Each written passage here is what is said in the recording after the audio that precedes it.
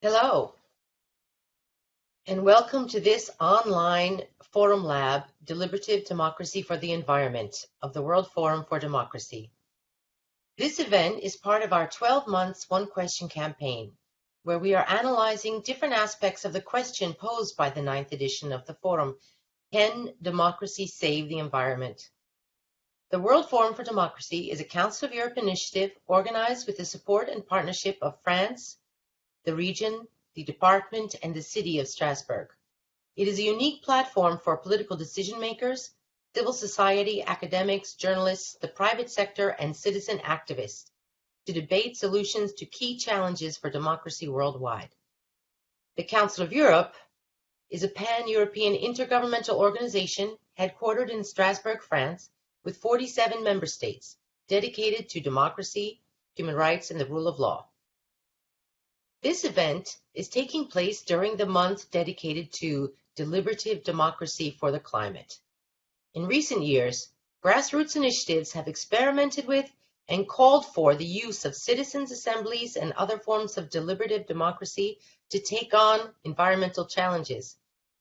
Today, we will take a closer look at some specific initiatives from Europe and the Americas, which were selected by the World Forum for Democracy and are in a format that we like to call a Forum Lab. We will have approximately 1 hour and a half together with our speakers and participants to consider if the experience of deliberative democracy can be a game changer for the environment. We have several fascinating panelists who will no doubt give us much food for thought. They will also likely provoke questions from the audience, and those of you with active participant links will be able to send your questions to the moderators in the chat. And I will try to save some time before we wrap up to put the questions to our panel.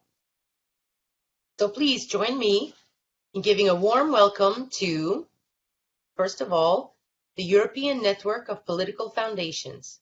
It is a network that serves as a platform for dialogue and exchange between European political foundations, civil society organizations that are active in the fields of democracy support and development cooperation, and with the institutions of the European Union. They are represented by Ms. Alina Garkova, Senior Policy and Liaison Officer, and she will introduce the initiatives that they are presenting here today. Secondly, Après Maintenant. Après Maintenant is a grassroots collective composed of 14 citizen engagement initiatives in France. After the lockdown, they were bringing together in one online space all of the initiatives collecting citizens' voices to rethink collectively the post-COVID society. Après Maintenant is represented by Ms. Chloé Pahu. Thirdly, the Sortition Foundation. The Sortition Foundation is a not-for-profit company focusing on campaigning for and the delivery of citizens' assemblies, and more generally, deliberative democracy and sortition, which is the random selection of participants in legislative assemblies. Sortition Foundation will be represented by Philip Verpoort, if all goes well and he makes it here on time. Fourthly, Healthy Democracy. Now, Healthy Democracy developed the Citizens Initiative Review process in the United States state of Oregon, which brings together panels of randomly selected and demographically balanced voters to fairly evaluate ballot measures. Healthy Democracy is represented here by Mr. Lynn Davis, Program Officer, and he will introduce to you Healthy Democracy and the recent experiences with deliberative democracy and the climate. Now, finally, we also have invited to join us Roman Perdomo, a graduate student from Sciences Po in Paris, and he will be a discussant and have some initial reactions and questions from these different grassroots initiatives. Now, I am very pleased to start off this panel discussion with an introduction of the European Network of Political Foundations. So I'm going to give the floor now, Ms. Alina Garkova. Good afternoon, everyone, dear guests. Thank you also, dear moderator, for the kind introduction. My name is Alina Garkova, and I'm very pleased to be here today on behalf of the European Network of Political Foundations. This is our first participation at the World Forum for Democracy, and we are happy to be among the pre-selected organizations as part of these important discussions on deliberative democracy for climate. But before I introduce my colleagues who will share with you two of our initiatives, I would like to give you a brief insight into our work, the work of ENOP and the work of political foundations, and try to demystify the role of this important actor for democracy support. Since 2006, the European Network of Political Foundations serves as a platform for dialogue and cross-party exchange between political foundations, civil society organizations, which are working in the field of democracy support and development cooperation, and the institutions of the European Union.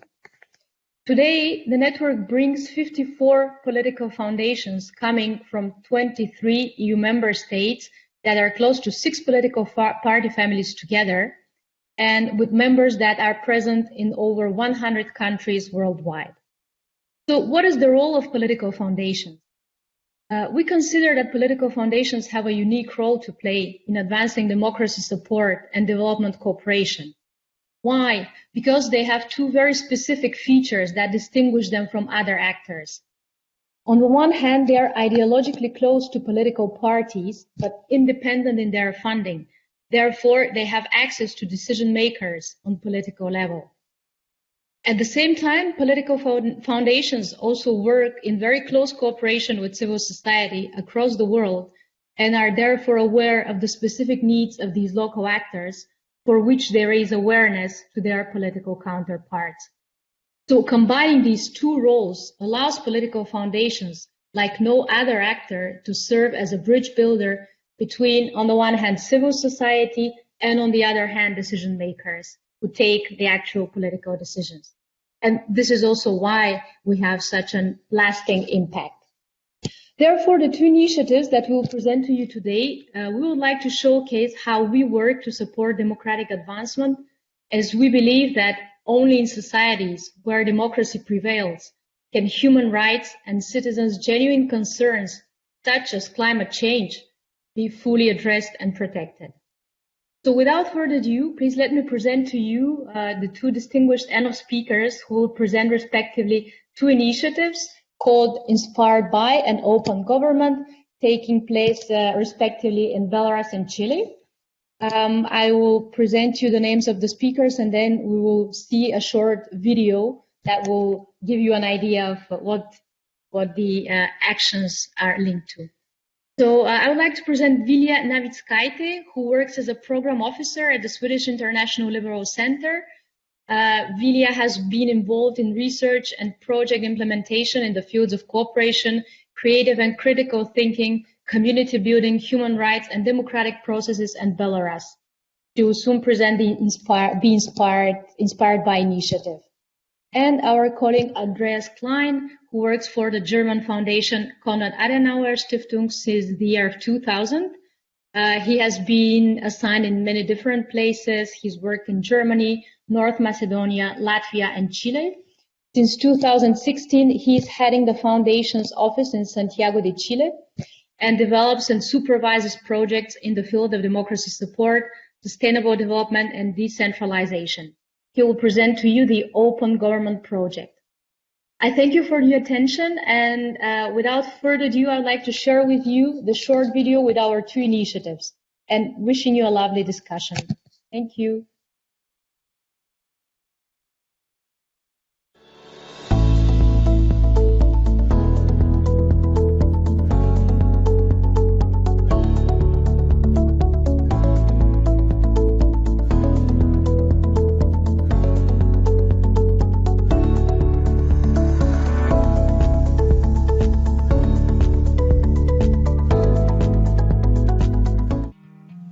Santiago, Chile. Comuna de Renca. Se realiza el primer plan de acción comunal de gobierno abierto que se ha hecho en Chile. En este plan de acción comunal participaron autoridades, vecinos y funcionarios municipales en un proceso de co-creación que duró casi un año y que logró sintetizar y recoger los principales intereses y necesidades de la comunidad. Como resultado de este proceso se obtuvieron 5 compromisos, 3 de ellos propuestos por la ciudadanía y 2 propuestos desde el equipo municipal. Se unen más los vecinos y pueden abrirse en cuanto a sus problemas porque los vecinos están como muy encerrados en sus casas. En cambio, con todos estos talleres la gente se está abriendo, está compartiendo, está solidarizando. Fuera una nota más alta la pondría sin ningún reparo, porque esto es primera vez que se ve acá en nuestra comuna, es un avance pero totalmente importante para nosotros, para los vecinos, porque se ha visto un cambio y se ve un cambio que hace muchos años, muchas décadas nosotros los renquinos estábamos pidiendo.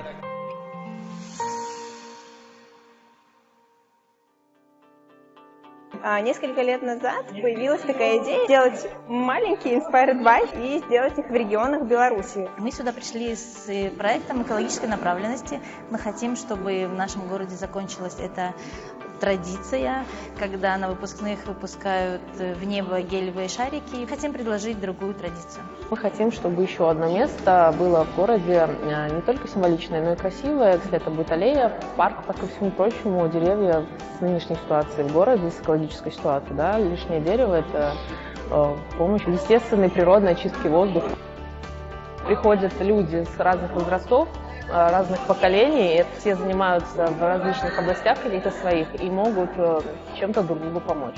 Мы всех приглашаем, и каждый, кто хочет сделать что-то для своего города или просто хочет что-то делать хорошее, может присоединиться и стать частью Inspired by.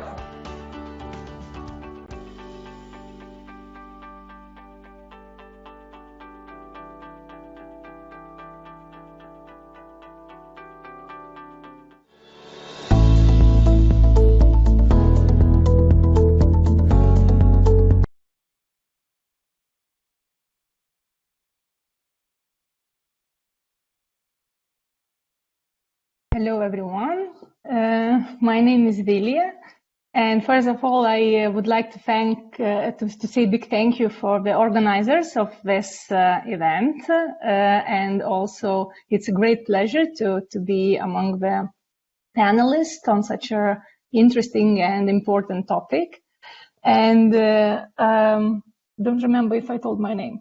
If not, so I will repeat again. My name is Vilja, and I represent Swedish International Liberal Center, which is a liberal foundation affiliated with Swedish Liberal Party. And this liberal foundation promotes democracy, is a member of ANOP, European Network of Political Foundations, and ALDE. And our main goal is to strengthen organizations and individuals in their struggle for democracy and human rights. And as we like to say, we believe there is no democracy without Democrats. SILC works in various regions of the world, mostly with peer-to-peer programs, but not only. And mainly works in such regions like North Africa, South America, Asia, and also so-called Eastern Europe. SILC with Vilnius office, where I'm based focuses on Belarus and has a long year expertise in this field, in working in this country. And I would like today to present a project on behalf of our partners in Belarus, which is called Inspired By, or it's a short name. The longer one is Inspired Belarus. And this is a project that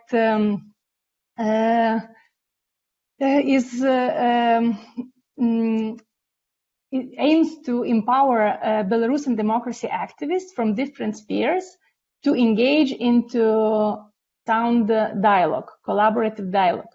And this is done through various activities, like annual Inspired By and regional Inspired By projects that you heard during they were mentioned during the video. What is important to say that Inspired By Inspired By and regional events have the elements of unconference. where the agenda is driven by the participants, and which means that there are no predefined topics by the organizers, and all the topics, themes, and questions and content in general is brought and presented by the participants themselves. And such horizontal democratic principles, we believe, enable elimination of hierarchical elements that might be found at traditional meetings and conferences, and also allows to co-share the ownership with every participant of the meeting. And therefore, we believe that such a format also allows activists from different spheres to present various topics or their expertise in the topic and discuss different aspects of their sphere of activism. Today I would like to share, to speak more about the case, which is related, which is very much related to the environmental issues and to the climate, which happened during one of the inspired by regional event in industrial city town Borisov in Belarus. And what happened that during such an event where activists from different spheres and just active citizens met, an idea of actually or an irritation of having helium balloons during the farewell parties of schools actually was brought into the agenda. And this attracted the attention of all the of all the participants. And during this event, sort of a declaration was formed, and later was presented to the local government. And but presented to the local government after the second event, where all the participants collected the signatures and also involved the broader community of the city. And the local government approved this initiative and issued a recommendation for all the schools to actually, instead of using the helium balloons, to plant the trees and make the city, industrial city, a bit more green, let's say. And what is really fantastic that this event was attended by some other representatives from different regions, from other regions in Belarus. And the activist actually got so enthusiastic, so engaged, so caught up by this idea. So this idea was multiplied by activists in another city, Molodechno, and also some other smaller cities. In Molodechno, also activists collected the signatures, and the local government approved this idea to plant the trees instead of helium balloons. And which is even more, let's say, significant, that these initiatives, they were only the first steps for the big change, which the activist community from Borisov and Molodechno and other cities achieved. That after several months, like showing the recommendations of local governments, the Ministry of Education of Belarus issued a national a recommendation on national level to find different ways to say goodbye to the school, and the recommendation was like presented to all the school schools communities, and this is what this inspired BY format, we believe, actually achieved, that it encouraged or engaged broader citizens, broader community to discuss this topic, as we know that this topic for many of the participants was really new, but the concern about the city was raised, and they somehow signed the initiative. So I'm not sure if I still have some time, but probably. No, thank you very much. Thank you, Vilja. I'm sure there'll be a chance for questions later on, so we will come back. So I guess we would move on to Andreas now from Chile. Thank you. Yeah, thank you.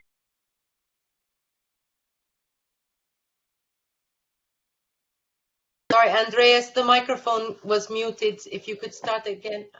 Oh, all right. I was just about to thank you, Marianne, for the kind invitation.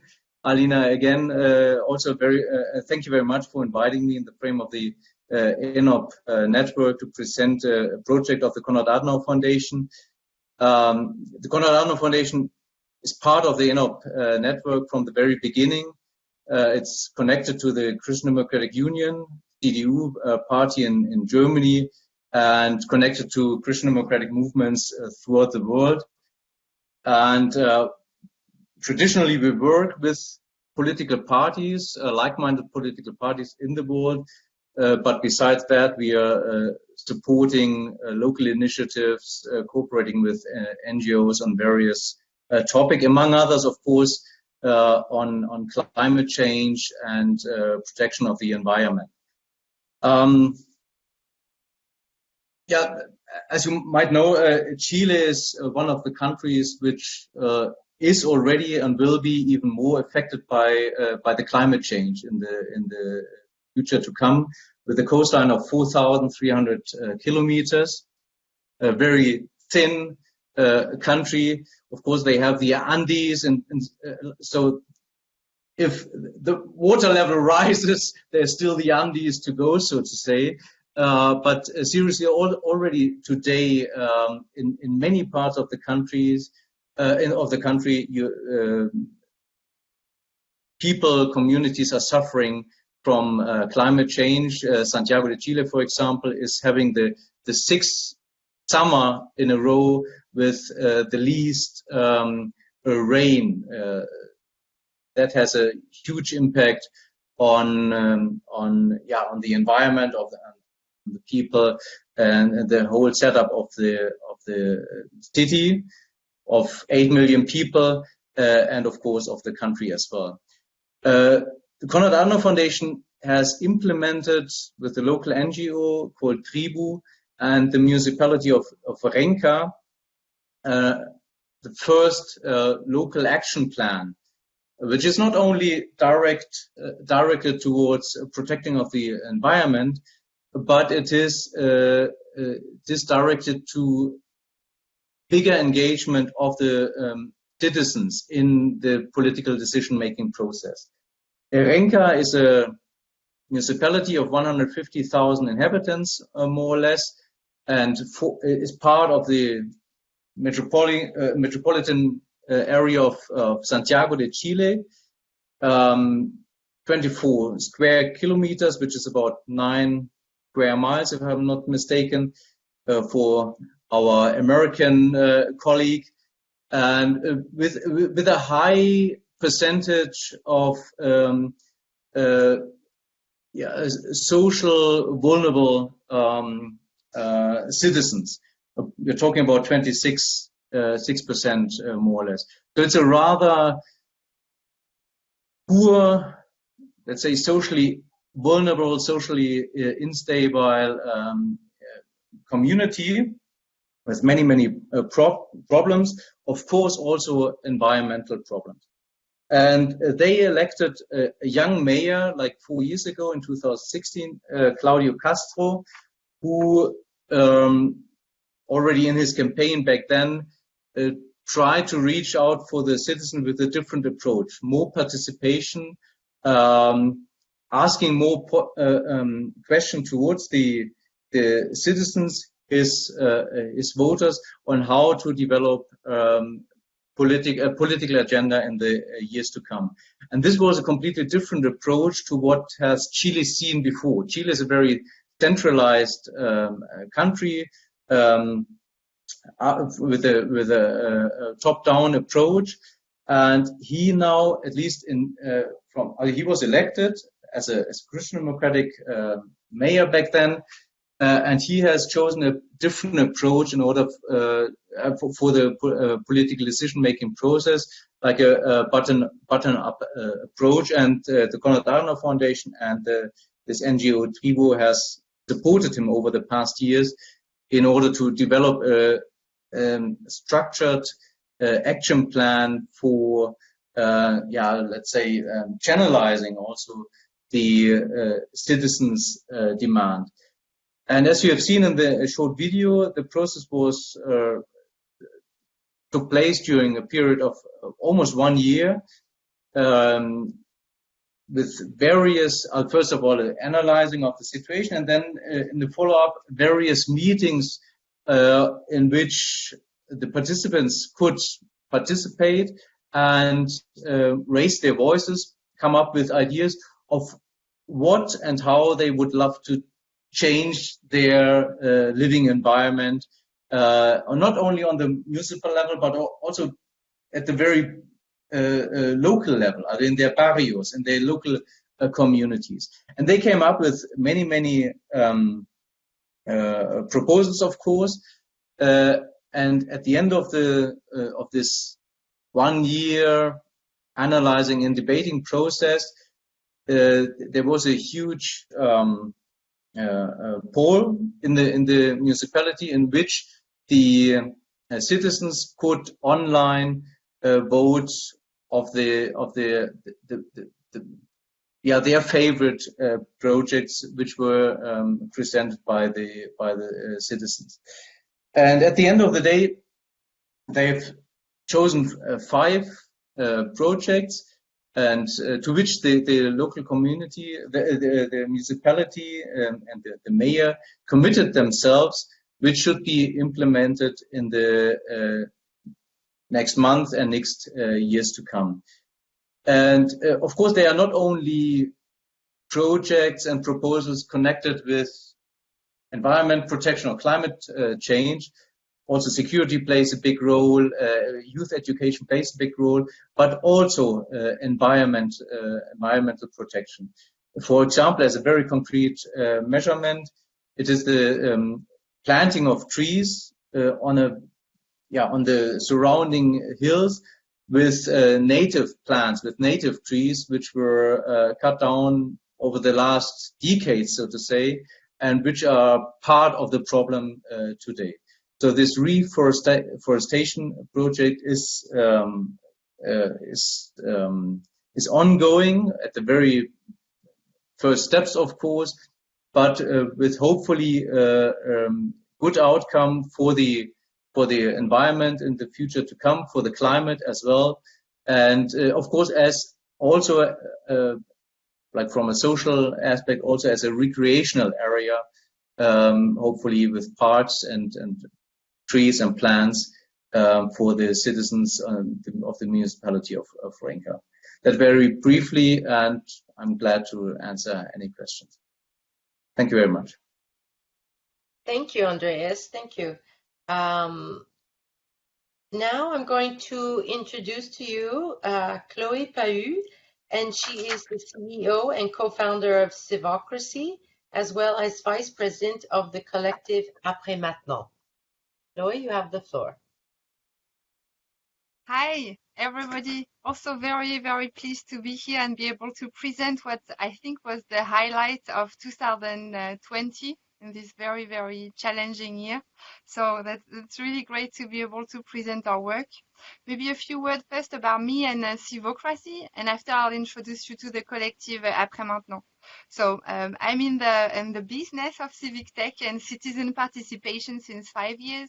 I founded a company named Civocracy, and we equip decision makers, mostly in public sector, but also in non-profit and corporate, to reach out to their community, get their feedback on public policy and projects, and make sure like decisions are taken in a transparent and collaborative way.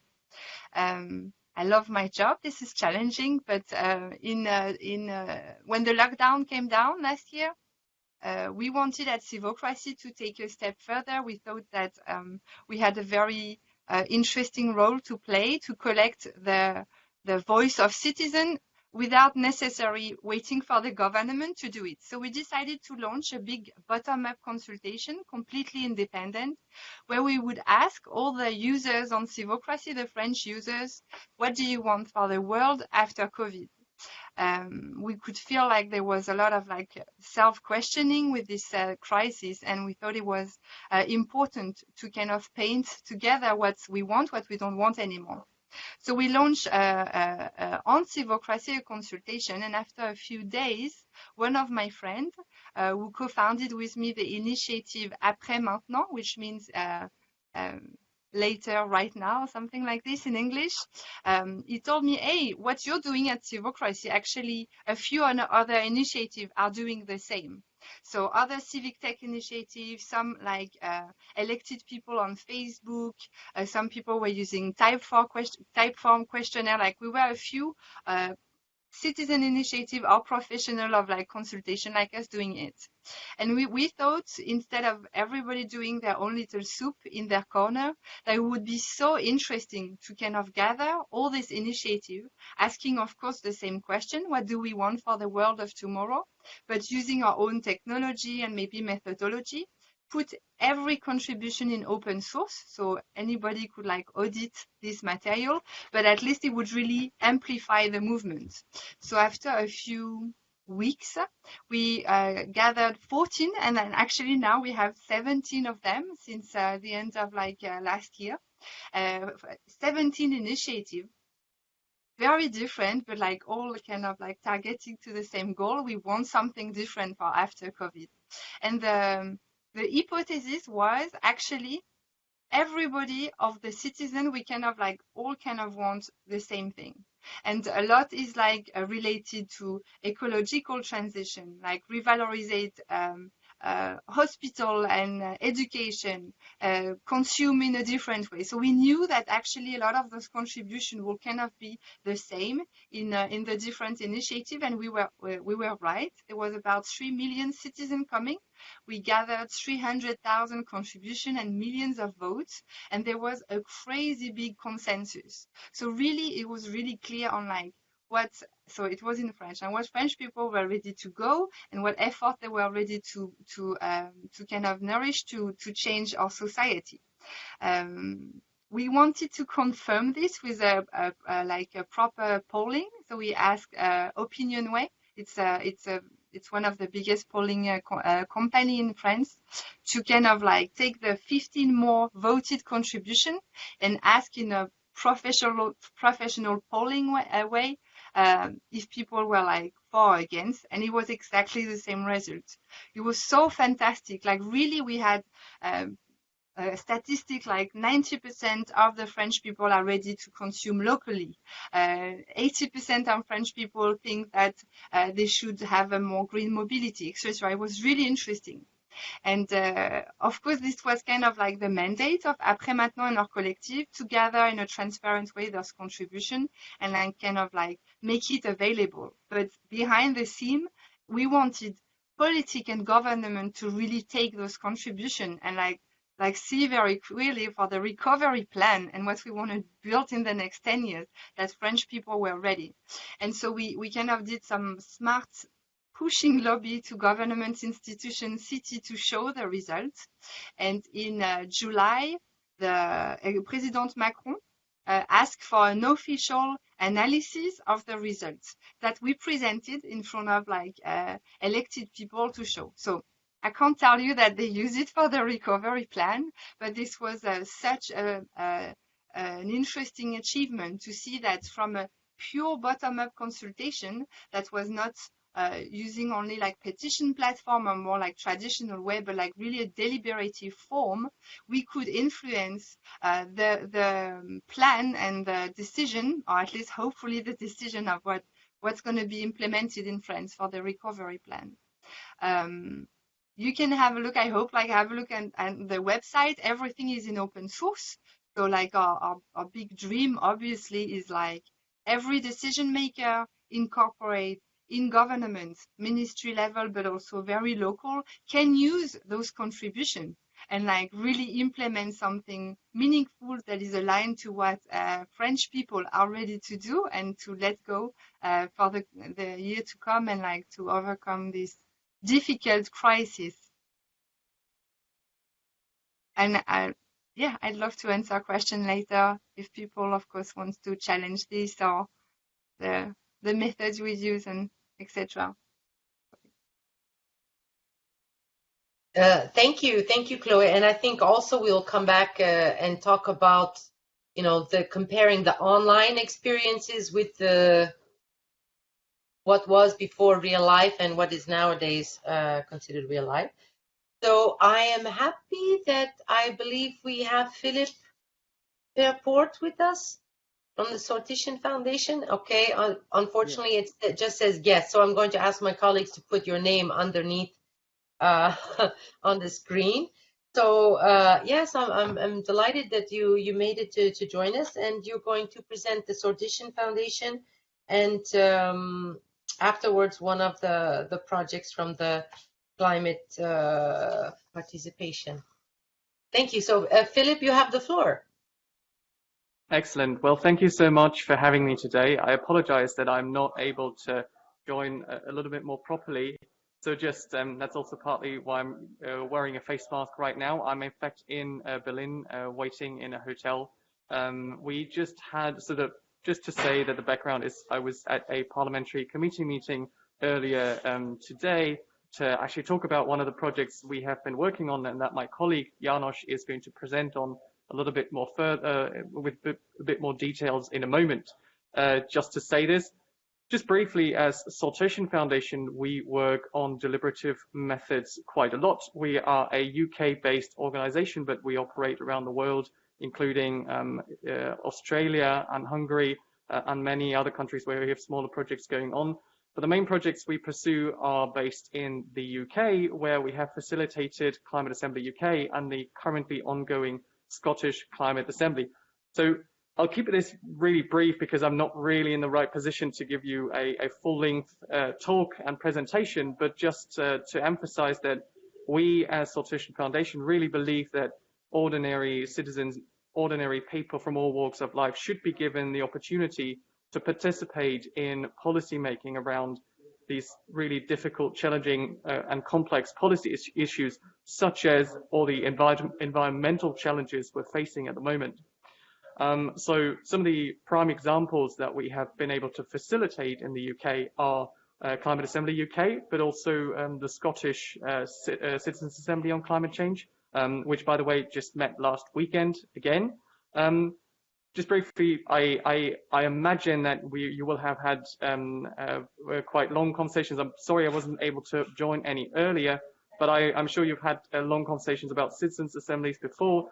But really, just briefly for us as Sortition Foundation, I think the main thing about a citizens' assembly is the lottery process, the civic lottery that selects people, gives everyone a chance to be selected to sit on one of these juries or these assemblies. And as such, it gives equal opportunity to everyone. It creates a forum that is sort of representative and gives us a good sense of what ordinary people would think if they had a chance to think about it properly, given the opportunity to listen to experts, but also listen to other fellow citizens. And that's why we have been pursuing quite a lot of these projects, especially in the UK, but also elsewhere in the world.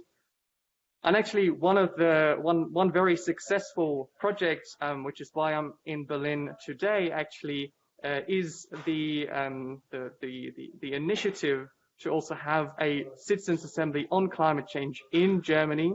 And I think my colleague Janos is now going to present you some more insights about this, and he's much better positioned because he's not calling in from a hotel lobby, that he will be able to tell you a little bit more about that in further detail. Anyway, I thank you very much for giving me the opportunity to be here today. I'm really sorry I couldn't be with you more properly, and I hope Janos will give you an enlightening presentation now.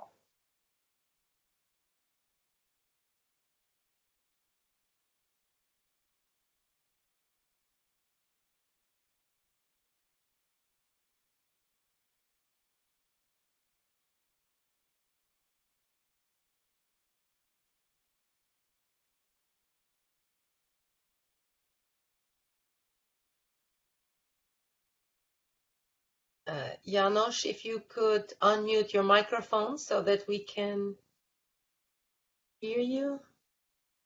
It is unmuted. Now we can hear you. Can you hear me now? Can you hear me now? Yes. Yes, we can. Okay, can you also see my screen? Yes. Okay. Thank you, Philip. So I'm going to present the initiative Climate Participation Now. That's the translation. So we rather advocate, we're not implementing a citizens assembly, but we advocate to have one in Germany on climate change. So who are we? We're a group of young people that kind of think we can do more on climate change. And I want to kind of give you present you a bit of a story of our perception on climate politics in Germany and why what we perceive as a problem and why we thought we needed to advocate for a citizens assembly. And I'm going to do that by telling you a bit of a story and using some pictures. So what you see here at the top is climate protests in 2019. That's the Fridays for Future movement, which is was quite influential in Germany before COVID. And here we see them on the streets, and it's actually more than 1 million people as they bring forward their main demands. Listen to science, do more, look at us, look how many we are. And then at the bottom, well, it's an illustration of what came out of it. I'm going to present it like that. It's the so-called climate package, or it's often belittled a bit as a Päckchen, because it includes a relatively low CO2 tax. And I brought a quote from Professor Edenhofer, who is an advisor to a German government. And he said at the time that politicians did not find the means to make possible the necessary, and that this climate bill is a document of political despondency. And so just a lack of courage. And of course, the protesters, and us included, we were all a bit disappointed by that. So we were asking the question, why is there this lack of courage? And you know, the activists were puzzled because they thought, okay, we were more than 1 million people. How can that be? So we were thinking, okay, maybe there are at least two things that this kind of protest cannot really deliver. So first, politicians might still question, is that really representative? I mean, that's a lot of people, more than 1 million, but isn't it just a loud minority? And the second thing this protest maybe cannot deliver is, what do the people actually think not about climate change in general? Most people agree that it is a big problem, but what happens when it comes to specific measures, such as having a CO2 tax, for example? If we look at polls in Germany there, you can see on the one hand side that people very much think that climate change is a big problem, but when it comes to specific measures, they're less enthusiastic. Let's say it like this. So we thought that a citizens' assembly can help here, because first of all, from a politician's perspective, who for a politician it's always quite risky to address climate policy and especially a specific policy. So what a citizens' assembly can do is put this issue and put specific policy proposals on the agenda, first of all, and provide a more riskless occasion for politicians to debate it.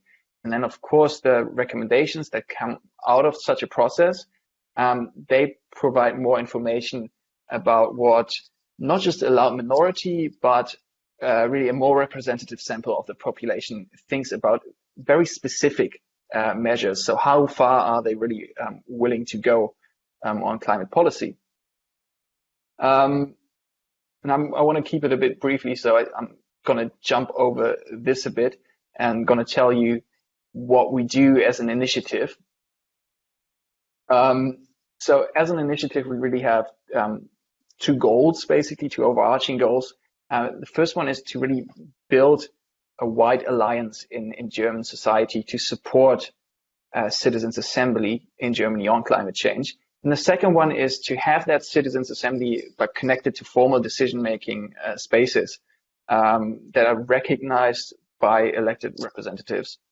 That's important to us because research and past experiences have shown that these two things are quite important to, first of all, get the publicity for these processes, and through that have impact on public debates and eventually on decision making, on policy making. So what do? We just try to reach out to all kinds of actors, from politicians to businesses and labor groups, civil society actors and activists, and so on. And what you see here on the screen is that we managed to hand in an open letter to the Environmental Committee in Germany, Environmental Committee of the Parliament, that was signed by 184 different organizations. That was in November. And then following up this process, just before Christmas, we actually managed to have a bigger social media campaign, or turned out to get big. And the result of that was that we managed to have a petition that almost 70,000 citizens signed. And that's why Philip couldn't be, is in a hotel lobby now. Today we had a hearing at the Bundestag, the German parliament, where we presented our idea and our idea of a citizens' assembly to the German parliament. So I'm gonna leave it with that. Thank you.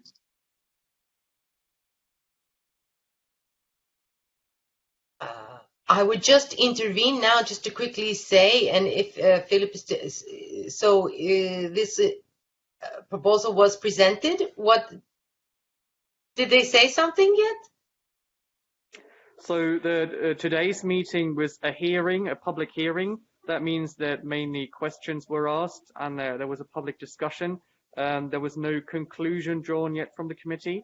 The committee will return to this petition later in the year to decide how to actually decide on it.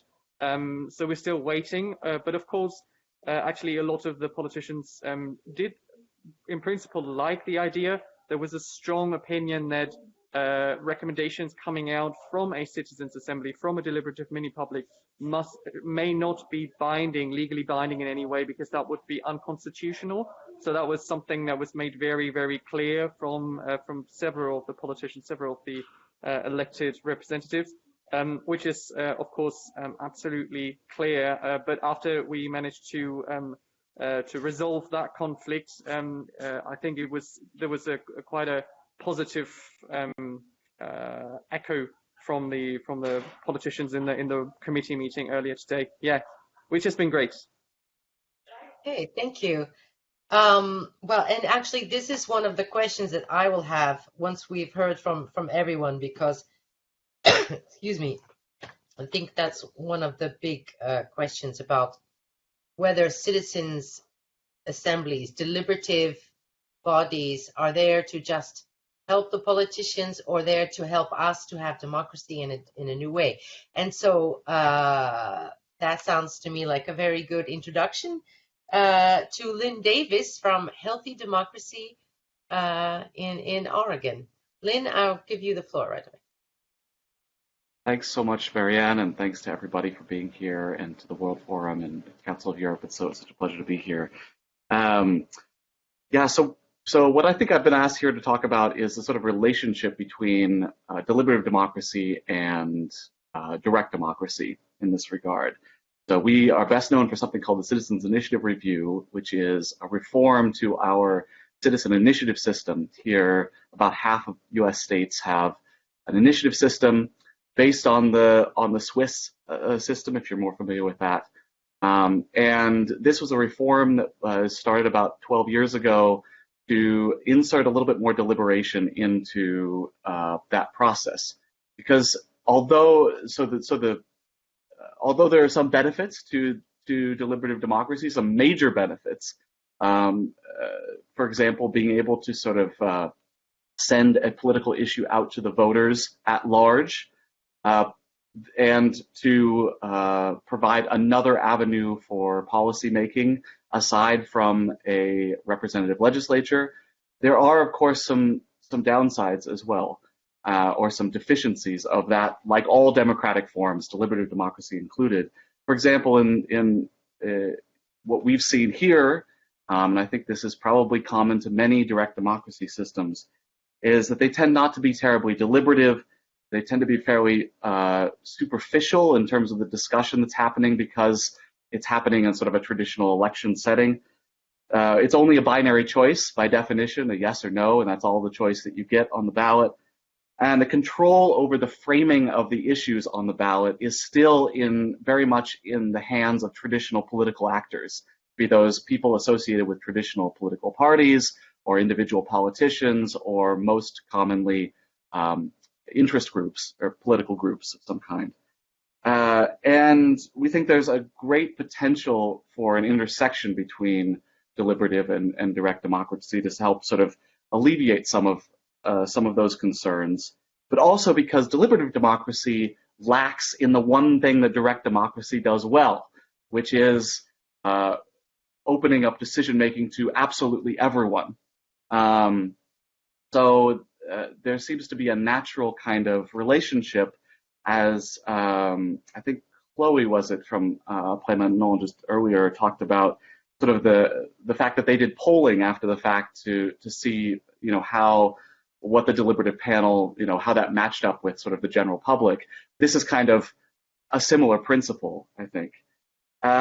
I should say, just to back up really fast, my sort of disclaimer that I have to say all the time, which is that we are an issue agnostic organization. We're not environmental advocates of any kind or advocates of any particular issue. But that said, environmental issues are among the most complex, values-laden, often intractable conflicts that we face as societies. And what better opportunities for deliberation? So here's sort of the way that these kind of things can interact. We think they can interact at multiple points in the process.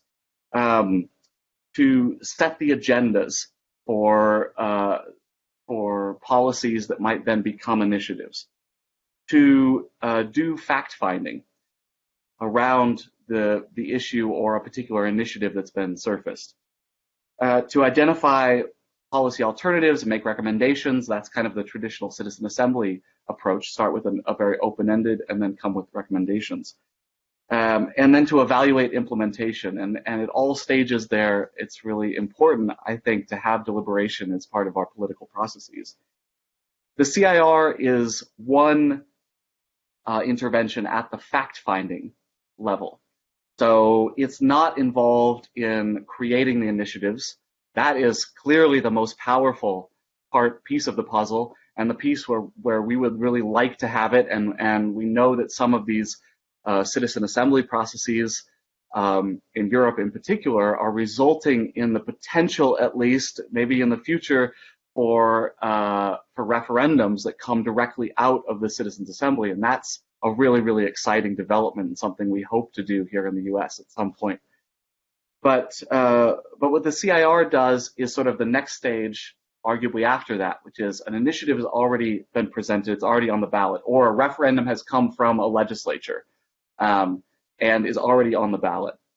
And then a citizens initiative review can be used to do fact-finding, essentially around information gathering around that issue, and produce voter information that's hopefully more fair and comprehensible to the general public than what most of us can get through other sources.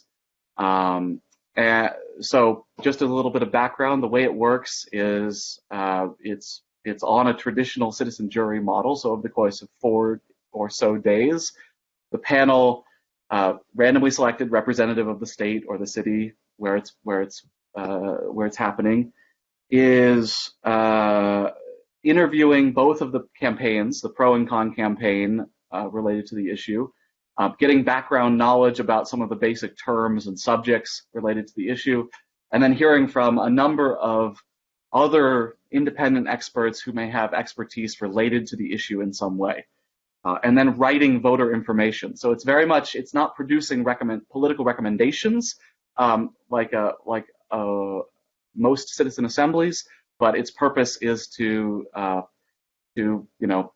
sort of suss out what is fact and what is not, and then make value judgments about what are the most important facts to consider when considering this measure. That's sort of the value judgment in this case. And also, what are the most important facts that might cause you to vote yes or to vote no, both. And then with the thought that in this case, the decision makers are the voters,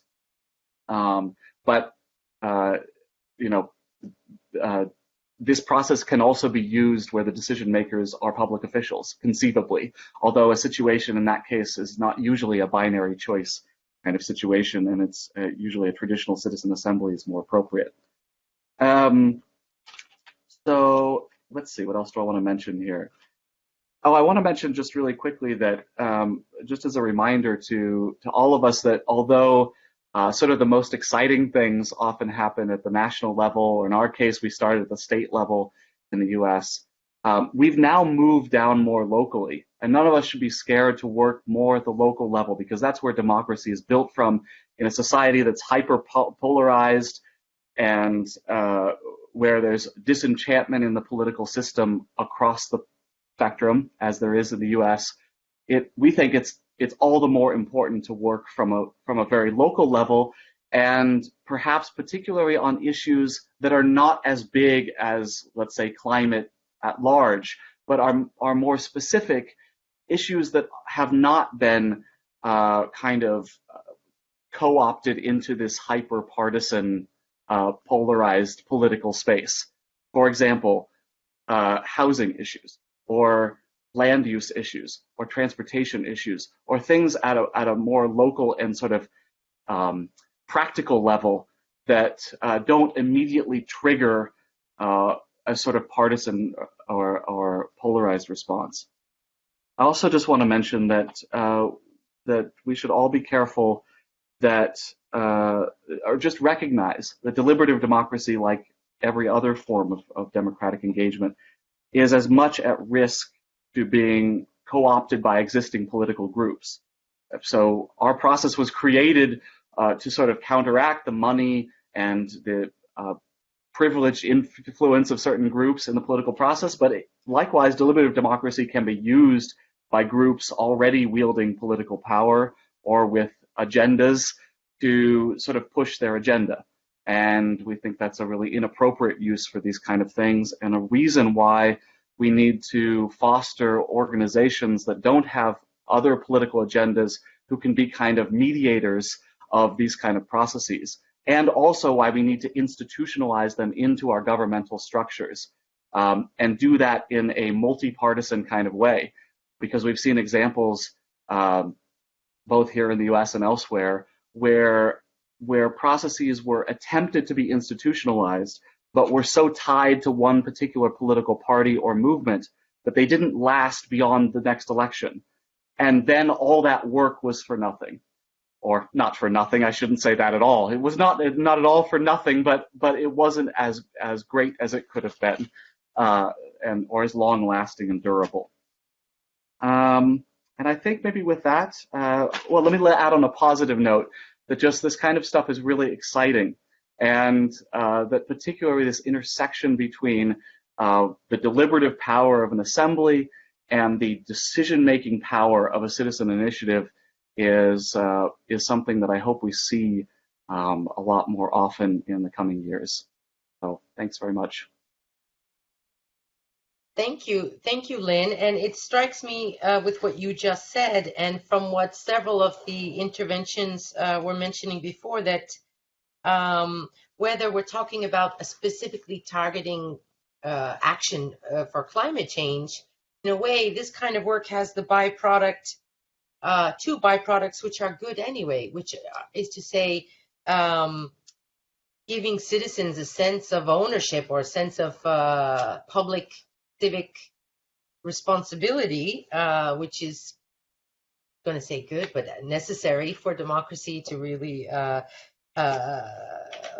survive. And secondly, what Chloe and Janos both made allusion to is actually giving courage to the elected representative politicians.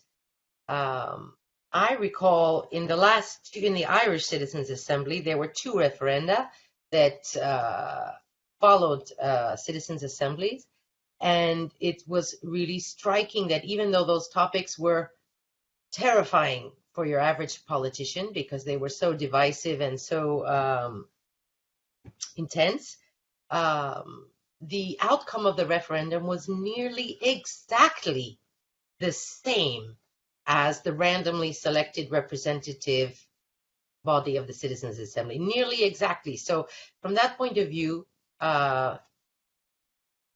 giving courage to the actual elected representatives with the power of decisions and involving people in a more sustained and civic-minded way in their own governance, even if they're not the specific targets of the initiative, are absolutely great byproducts.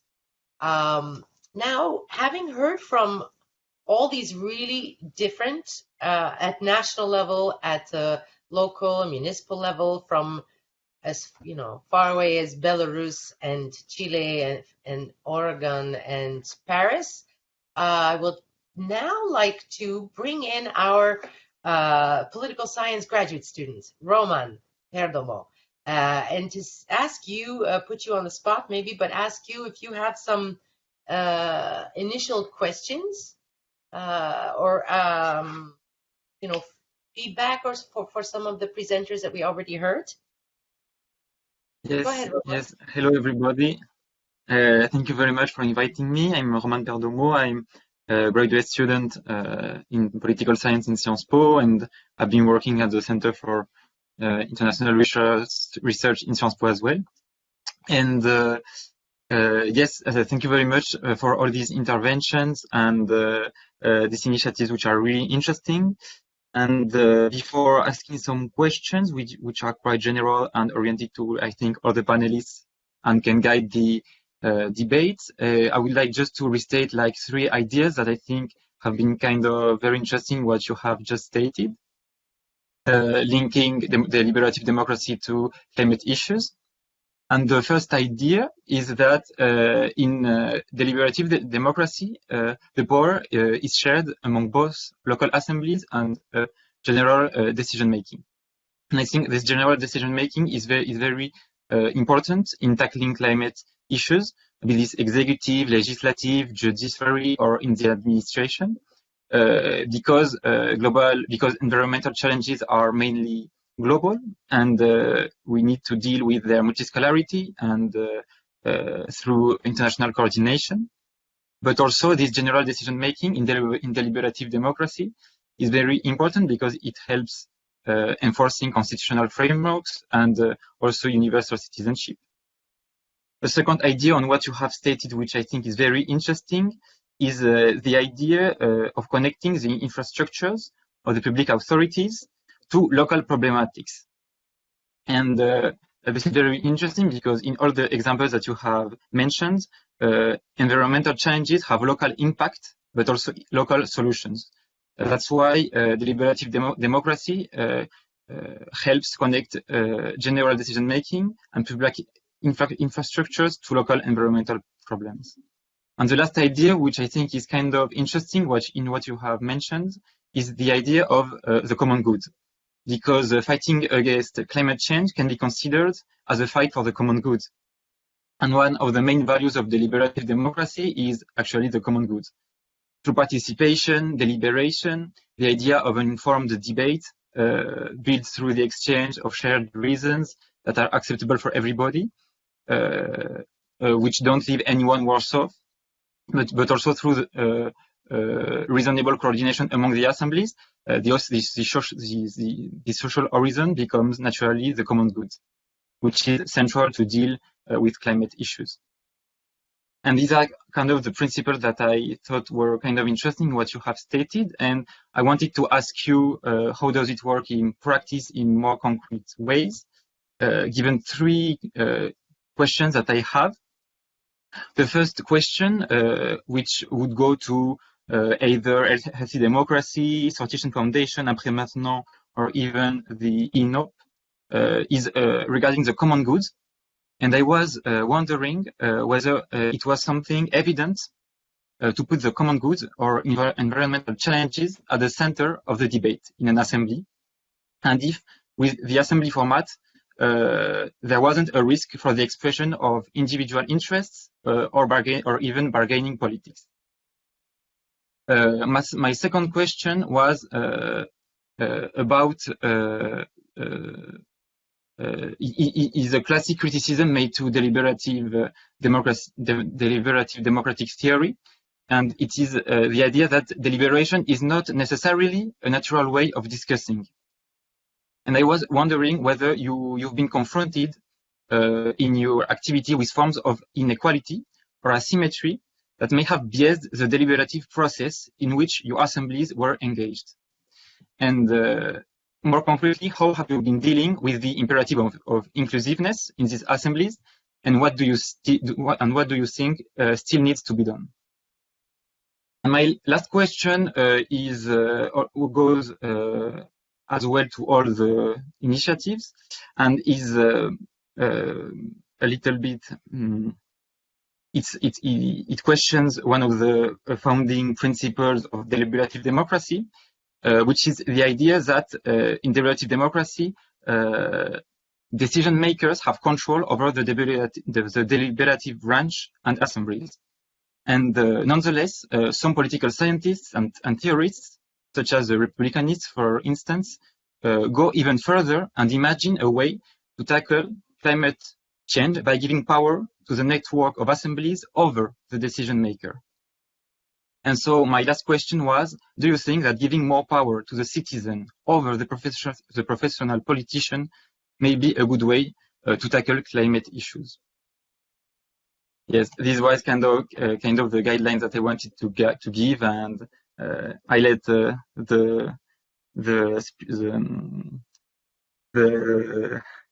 speech to Miss Hennessy and the Facebook chat. Thank you very much. Okay, so what I heard from you, Roman, was the question about, I mean, in brief, whether specific or individual interests don't have a tendency to dominate or take over in the course of the deliberations in the assemblies. How to ensure inclusiveness and real representativity in the groups.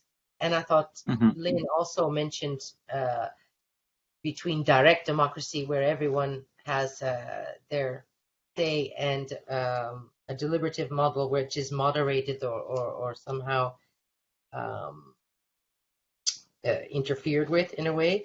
And then the really big question is when you say how to give or whether to give more power to citizens, I think comes down to the question is deliberative democracy a way for us to find a new and better way to do democracy for each one as a citizen, or is it a tool that our traditional democratic governing systems can use to just make our democracies better, more informed, more participatory, and hopefully having more courage and being braver to take hard decisions that are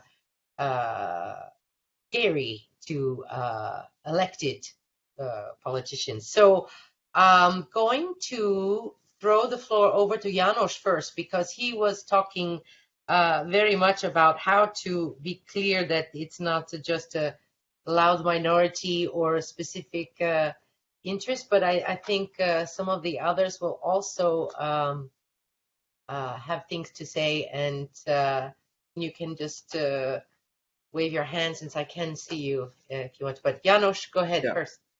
Thank you. Yeah, I can definitely talk a bit about that last question, more from a perspective as also being a graduate student that's in political science, specializing on many publics. Because maybe first of all, we look at that more from the scientific debate and perspective. Deliberative democracy is maybe not the same thing as citizens' assemblies or all these different tools that we know. These are some institutionalized tools that make it easier to have deliberative spaces somewhere. But if we would look more at the theory of deliberative democracy, I think most theorists would rather say this is a form of democracy where in different sides of a democracy, there's just higher deliberative quality, better communication. So, and to the question, I mean, giving mini publics or citizens' assembly more power, basically, to make decisions. That's one of the biggest debates actually right now in the literature. There's just a special issue in the Journal of Deliberative Democracy about that. And most people would actually say no, that's has the potential to be illegitimate, because first of all, the citizens, it's only a small sample, and they're not really accountable to the rest. And the question is, so most people would say like, direct influence on policy is not desirable. What is very much desirable, I think, is that it informs the public debate, and that maybe some of these nice communicative norms of deliberation, such as like mutual understanding, more justification, and all that kind of stuff that is very much fostered in these deliberative spaces that many publics can provide. Maybe some of that can be upscaled a bit, or it can change public discourse in a way that makes it nicer. So that's what we can hope for. I do think, I think I'll leave it like that.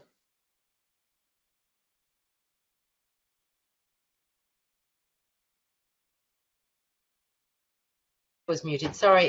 Vilia, go ahead if you have something. And I'm just looking at the others to see if they're interested to come in.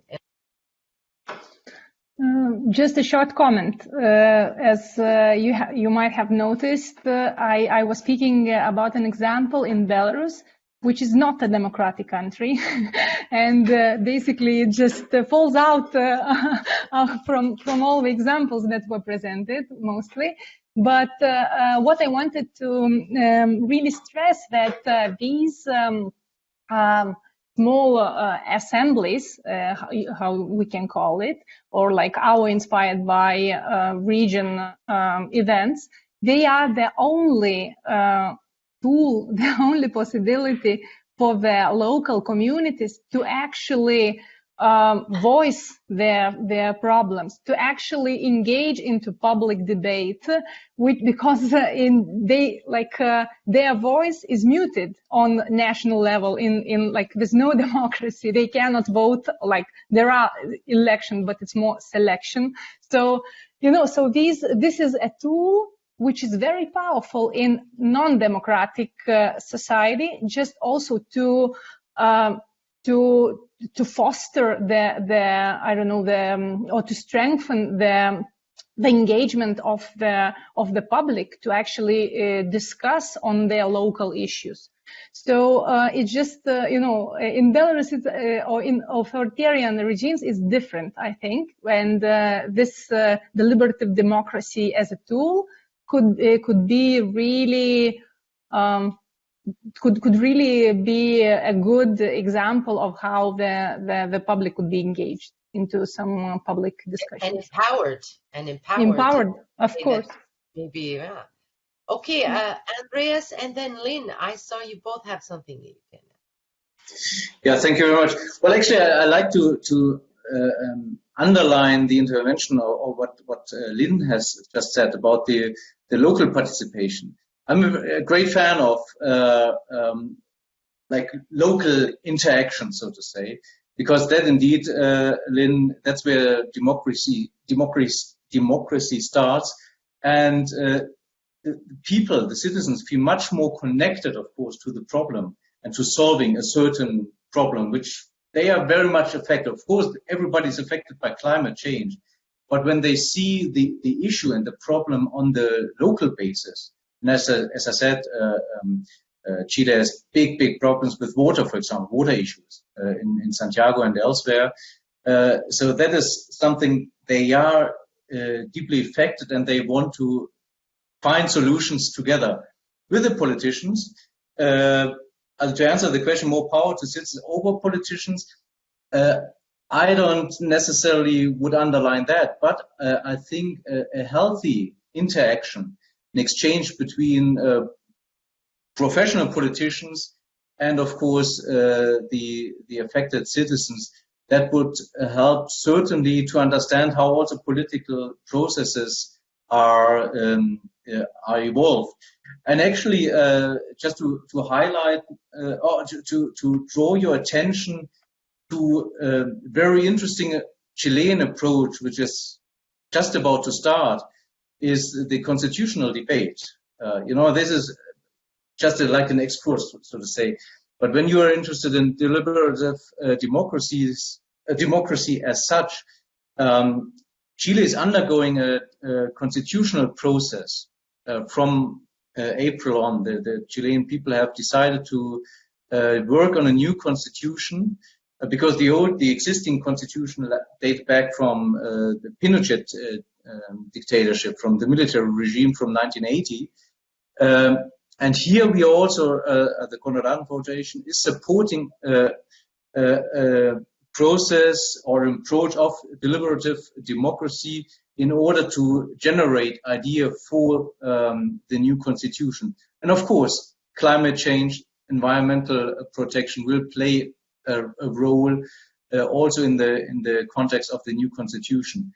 And here it will be very interesting of how we can use this tool. We are working together with the University of Stanford and this approach, how we can use this tool in order to generate idea for the new constitution in all different kind of topics, certainly, but climate protection and environmental protection will play a big role in this context. Thank you. And I like the way how you made the connection with the healthy democracy, talking about the healthy interaction between citizens and politicians, which would be, first of all, more frequent, I guess, than only every 4 years, to be a healthy communication and not leaving the space only to other forms of communication, money and lobbying, etc., etc. And I think that's coming back to Lynn. What was interesting to me, primarily about what you mentioned as a process, is to get people, citizens, either of their local neighborhoods or states or nations, to have the habit of being involved and being a part of decisions and being responsible to be informed for that. And that's sounds very much like what you were saying. Please, Lynn. Yeah. Yeah, thanks for the reference to the name of our organization there. Just the name is useful and sort of a barrier sometimes because it's easy to criticize. Oh, this isn't healthy what you're doing. But yeah, I was going to just add on to what Andreas just said about sort of the ownership over the issue. Yeah, I think that's one of the particularly great things about a more specific or local issue is that particularly in a place like this, like our country, where climate change is not necessarily our sort of belief in climate change is not necessarily a foregone conclusion, is that a debate on that or a deliberation on an issue quite that large feels to me, I don't know how I would do that. It feels very difficult. But a deliberation on an issue that I know for a fact that everyone will be coming into the deliberation with ownership over, well, that feels much easier. Like a transportation issue, for example, that may have big climate impacts, but other people may perceive it, may have ownership over that issue or interest in that issue because it affects their time to commute to work or their business or their any number of other things. There's lots of reasons. There's a reason for everyone to be in the room. And also on that sort of issue of ownership, just to go back to Roman's excellent questions from before.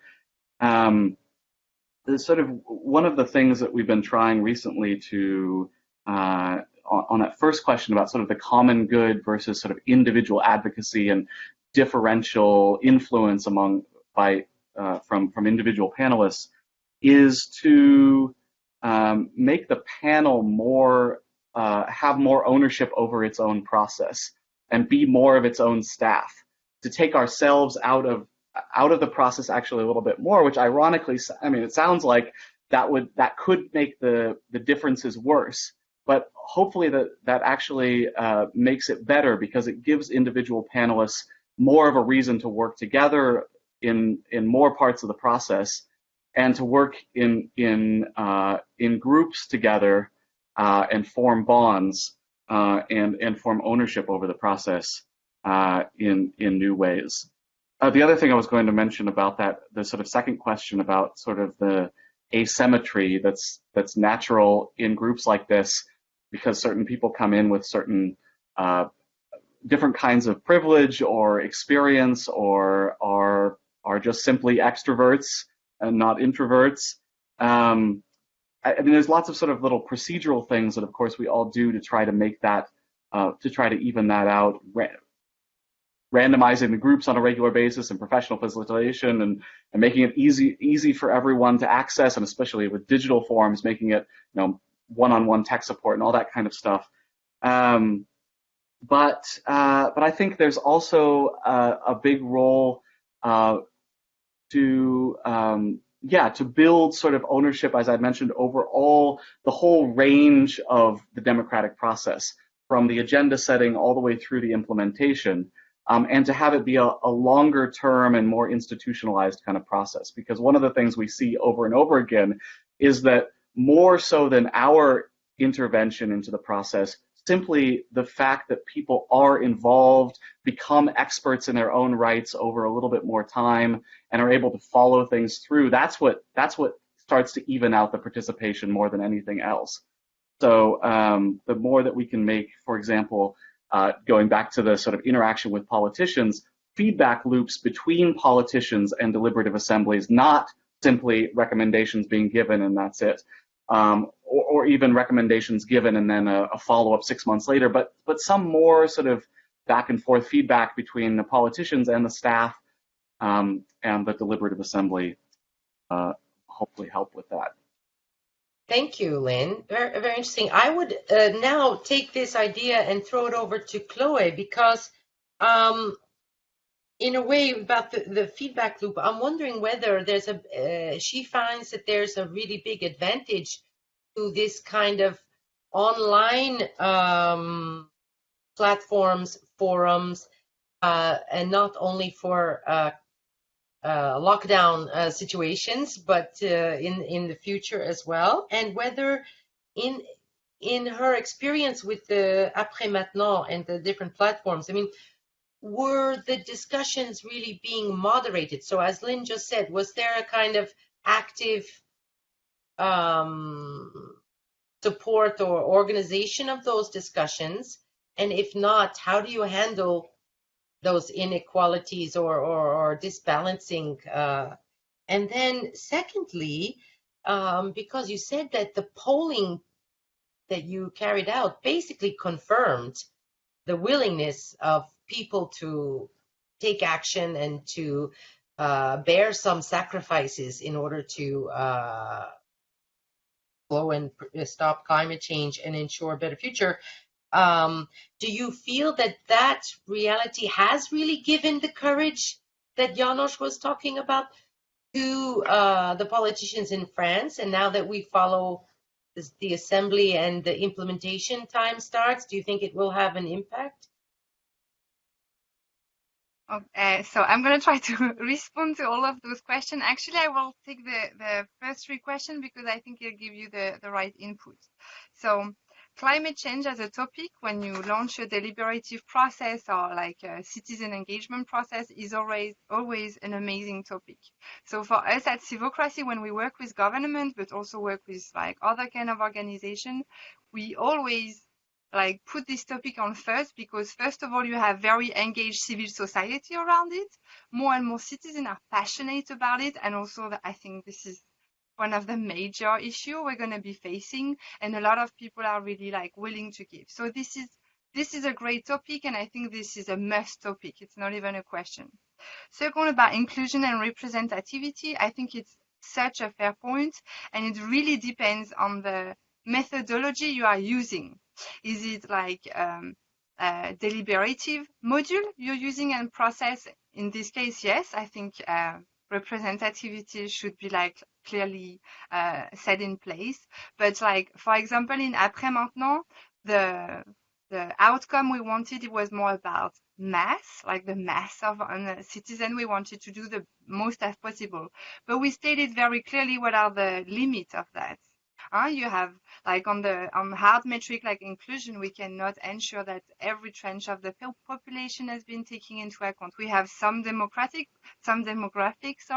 but there is clearly some limit on that. And at Civocracy, the same, depending on what our partners or clients are using, we say, okay, we have to be clear about what methodology you use and what are like the contour you need to put around it, and how maybe you need to complete it with other methods like citizen assembly or things like this. On the citizen power and should we give it around this topic, I mean, I'm an activist since many, many years, and though I do serve public sector into like going into more like transparent way, I do believe that there won't be any change if like citizens cannot appropriate this kind of method and really go for it.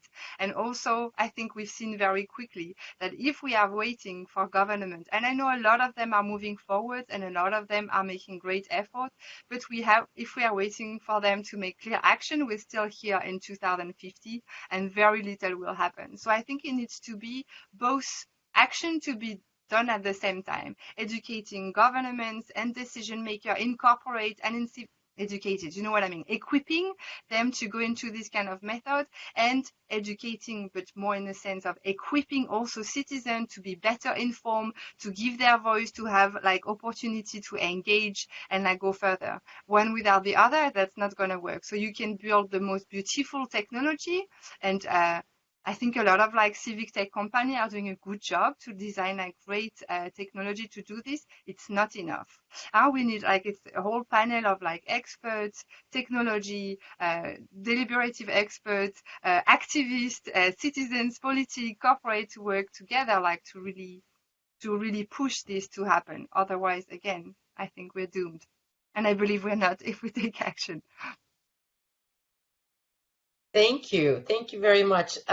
Listen, this is bringing us now to the end of our Forum Lab. So I want to both thank all of you for sharing your experiences, and not only your experience, but the lessons that you are deriving from those experiences, which can be useful for people all around the world, as well as in deepening and strengthening the way that deliberative democracy can actually advance the preventing or ending climate change agenda.